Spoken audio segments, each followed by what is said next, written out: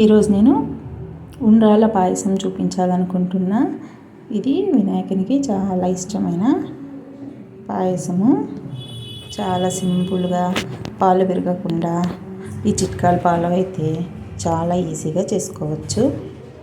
మీరు కూడా ట్రై చేయండి. ఇది పిల్లలకి చాలా బాగా నచ్చుతుంది.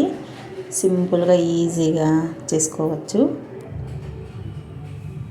నేనైతే ఫస్ట్ టైం చేస్తున్నాను, అయినా కూడా చాలా బాగా వచ్చింది. అసలు పాలు విరగకుండా ఈ టిప్స్ ఫాలో అయితే చాలా బాగా వస్తుంది.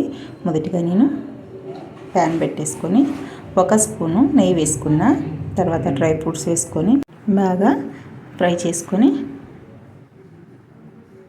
బాగా వేయించుకున్న తర్వాత పక్కన పెట్టేసుకుందాం.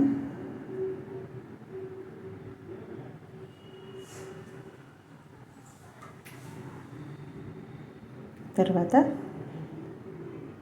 అదే ప్యాన్లోకి 1 కప్పు వాటర్ వేసుకొని బాగా మరగనివ్వాలి.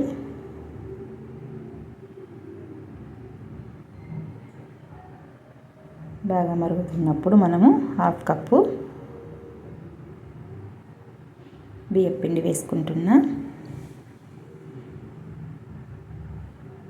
స్వీట్ కావాలంటే ఇందులో ఒక 2 టేబుల్ స్పూన్ల బెల్లం కూడా వేసుకోవచ్చు. నేను వేయటం లేదు.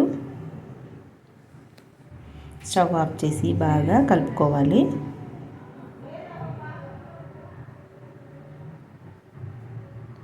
బాగా కలుపుకొని చల్లారిన తర్వాత మనము చిన్న చిన్న ఉండ్రాళ్ళుగా చేసుకుందాం. అది చల్లారేలోపు 1 స్పూన్ బియ్యం పిండి తీసుకొని వాటర్ వేసుకొని బాగా కలుపుకుందాం.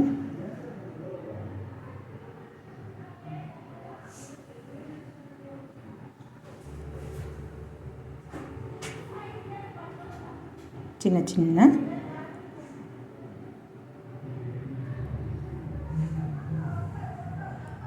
ఉండ్రాళ్ళుగా చేసుకున్న పక్కన పెట్టేసుకుందాం.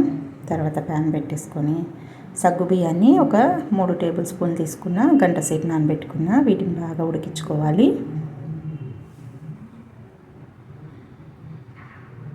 తర్వాత నేను శనగపప్పు ఒక 2 స్పూన్లు ఉడికించి పెట్టుకున్న. ఈ శనగపప్పుని పక్కన పెట్టుకుందాం. పాలు ఒకవైపు మరిగించుకోవాలి 1/2 లీటరు. సగ్గు బియ్యము బాగా ఉడకనివ్వాలి. ఉడికిన తర్వాత ఇందులోకి మనము శనగపప్పును కూడా వేసుకుంటున్నా. మరి కాసేపు ఉడికించుకొని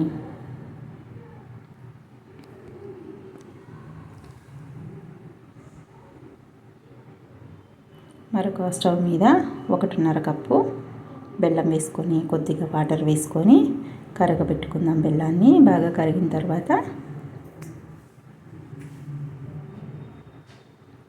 ఇందులోకి మనము ఉండ్రాళ్ళు వేసుకొని ఒక 5 మినిట్స్ ఉడికించుకుందాం.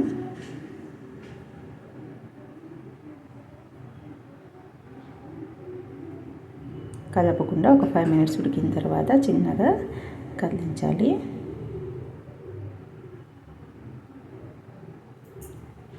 తర్వాత బెల్లం కరిగింది. ఈ బెల్లాన్ని వేసుకుందాము. తర్వాత మనము 1 స్పూన్ బియ్యం పిండి వాటర్లో వేసుకున్నాం కదా, ఆ బియ్యం పిండిని కూడా వేసుకుందాం.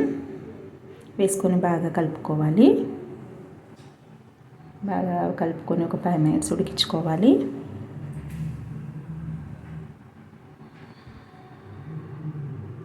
తర్వాత మనము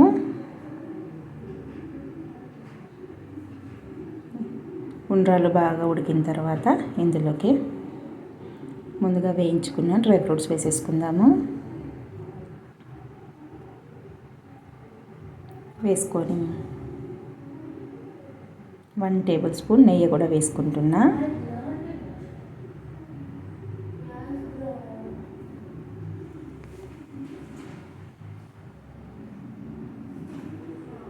వేసుకొని బాగా కలుపుకొని చివరిగా మనము 1/2 లీటర్ పాలు కాంచి పక్కన పెట్టుకున్నాం.